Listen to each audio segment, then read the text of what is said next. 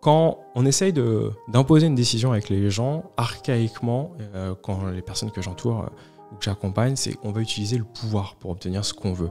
Le pouvoir, en fait, c'est cette volonté d'imposer une décision à quelqu'un.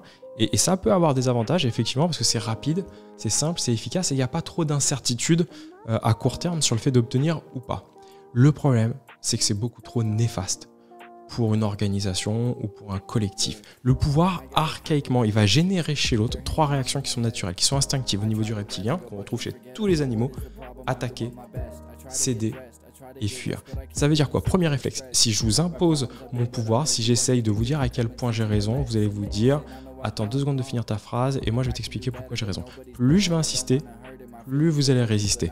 Et je vais activer ce principe de réactance. Si je vous prive de liberté, vous allez tout mettre en œuvre pour retrouver cette liberté et pour m'expliquer que c'est vous qui avez raison. Et ça, dans une organisation, dans un collectif, c'est extrêmement néfaste. Ça va nous conduire à des situations d'impasse, de conflit, de tension, d'agressivité et des situations où tout le monde sera perdant-perdant. Mais j'ai vraiment du pouvoir.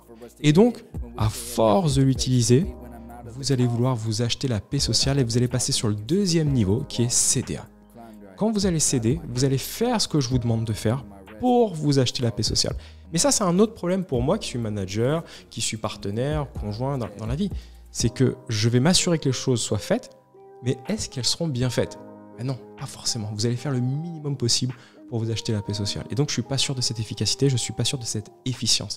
Et le deuxième problème, il faut se rappeler que la créativité ou l'innovation, elle ne vient que de la capacité à encadrer le conflit. À dire, tu vois, j'entends ce que tu dis, et en même temps, quand j'écoute ce client, est-ce qu'il serait absurde qu'on le fasse de cette manière? Là, on est en train de créer, là, on est en train d'innover. C'est cette capacité à encadrer le conflit. Le conflit, c'est juste un désaccord qui est exprimé, c'est pas grave. Donc, à partir du moment où les gens cèdent, on s'empêche encore d'avoir une forme de performance sociale et économique dans l'entreprise. Et puis le 3e niveau, quand les gens en auront marre de céder, ils vont fuir. Cette fuite, elle peut être intellectuelle. On parle de quiet quitting dans le monde de l'entreprise. C'est la démission silencieuse avec des gens qui vont être présents mais pas très efficaces. Et puis après, la fuite, elle est physique. C'est les gens qui, pour se protéger, vont sortir. Risques psychosociaux, turnover, démission, burn-out et plus si affinité. Donc on comprend bien que le pouvoir, ça commande en temps de crise, mais jamais en temps de paix si on veut chercher de la performance.